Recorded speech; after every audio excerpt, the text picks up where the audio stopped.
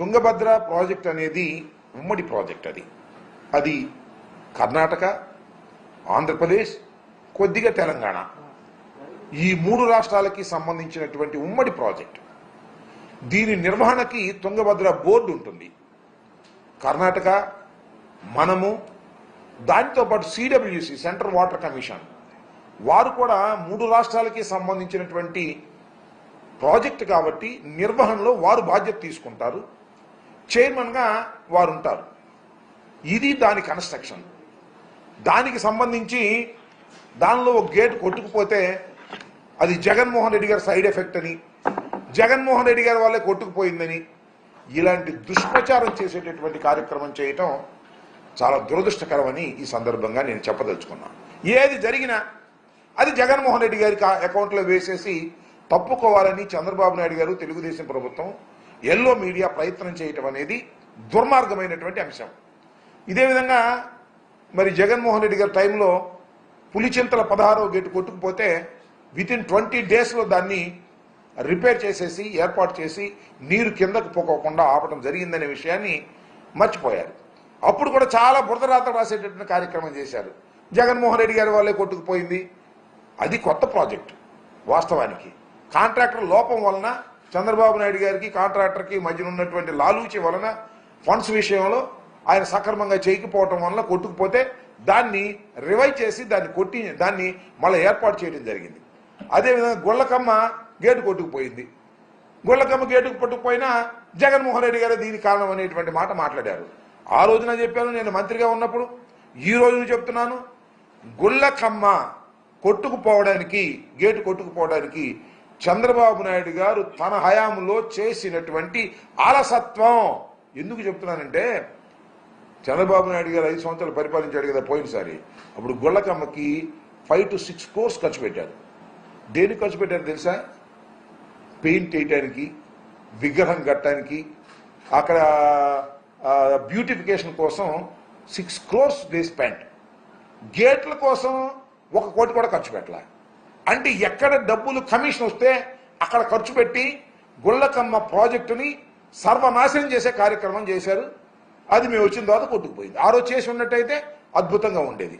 కానీ ఈ విధంగా ఏది జరిగినా జగన్మోహన్ రెడ్డి గారి అకౌంట్లో వేయాలనేటువంటి ప్రయత్నం చేయటం చంద్రబాబు నాయుడు గారికి తగదు అని ఈ సందర్భంగా నేను చెప్పదలుచుకున్నాను. నిజానికి తుంగభద్ర 71 సంవత్సరాల పూర్వం, అంటే మేము పుట్టక ముందు అది నిర్మాణం చేసినటువంటి ప్రాజెక్ట్. చాలా పత్రికల్లో, వాళ్ళ పత్రికల్లోనూ రాశారు 45 సంవత్సరాలు వరకు అది గ్యారంటీ పీరియడ్. 45 సంవత్సరాలు దాటి ఇప్పుడు 71 సంవత్సరం అయింది. దాని రిపేర్లు ఎప్పటికప్పుడు చేస్తూ ఉండాలి. 45 సంవత్సరాల నుంచి కూడా సక్రమంగా చేస్తూ ఉండాలి. చంద్రబాబు నాయుడు గారు ఎన్ని సంవత్సరాలు పరిపాలన చేశారో మీకు తెలుసు. జగన్మోహన్ రెడ్డి గారు 5 సంవత్సరాలు పరిపాలన చేస్తే జగన్మోహన్ రెడ్డి గారు సరిగా చేయకపోవటం వల్లే పోయిందనేది ఒక ఉమ్మడి ప్రాజెక్ట్. అది కర్ణాటక, ఆంధ్రప్రదేశ్, తెలంగాణ స్మాల్ షేర్ ఉంది. మొత్తం సిడబ్ల్యూసి చూసుకుంటుంది. ఆ నిర్వహణ వేరే ఉంటుంది. ఫండ్స్ మనం కేటాయిస్తాం. అయితే మనకు కూడా కొంత అజమాయిషి ఉండే మాట వాస్తవం. దీన్ని జగన్మోహన్ రెడ్డి గారి మీద నెట్టేందుకు ప్రయత్నం చేయటం చాలా దుర్మార్గం, అన్యాయం, దురదృష్టకరమని చెప్పదలుచుకున్నాను. ఇది ఇప్పుడు అంతే. చంద్రబాబు నాయుడు గారు ఏది చేసినా జగన్మోహన్ రెడ్డి గారి వల్ల పోయింది, లేదా రాజశేఖర రెడ్డి గారి వల్ల పోయింది, నేను అద్భుతంగా చేస్తాను అనేటువంటి మాట మాట్లాడుతున్నారు. దురదృష్టం ఏంటంటే, చంద్రబాబు నాయుడు గారిని అనేటువంటి వయసు నాకు లేదు, చంద్రబాబు నాయుడు గారిని అనేంత అనుభవము నాకు లేదు. ఆయన చాలా అనుభవం కలిగిన వ్యక్తిగా ప్రచారం చేసుకుంటున్నారు. ఎంత దురదృష్టం అంటే, పులిచింతల ప్రాజెక్టుకు సంబంధించి ఆయన ఒక మాట చెప్పాడు. నాకు చాలా ఆశ్చర్యం వేసింది. ఇప్పటికి కూడా ఆశ్చర్యం వేస్తుంది. ఏమన్నాడంటే, కాఫర్ డ్యాములు లేకోకుండానే ప్రాజెక్టుని పూర్తి చేయాలని ఆలోచన మేము చేశాము అన్నాడు చంద్రబాబు నాయుడు గారు. సాక్షాత్తు చంద్రబాబు నాయుడు గారు. 71 సంవత్సరాల చంద్రబాబు నాయుడు గారు 14 సంవత్సరాలు ముఖ్యమంత్రిగా ఉన్నవాడు, మళ్ళా ఇప్పుడు 5 సంవత్సరాలు ముఖ్యమంత్రిగా ఎన్నిక కాబడినవాడు, కేంద్రంలో రాష్ట్రంలో చాలా పలుకుబడి ఉంది, మేధస్సు ఉంది అని చెప్పుకునేవాడు. ఆయన ఏం చెప్పాడు ఒక డైలాగు, పోలవరం ప్రాజెక్టు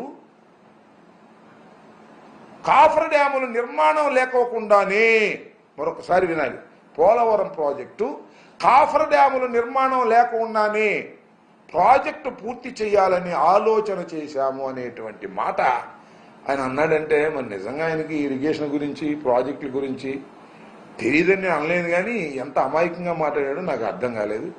దానికి ఏదో నేను ఈ మాట అన్నందుకు రకరకాలుగా వాళ్ళు మాట్లాడే ప్రయత్నం చేస్తున్నారు, నన్నేమో ట్రోల్ చేసే ప్రయత్నం చేస్తున్నారు.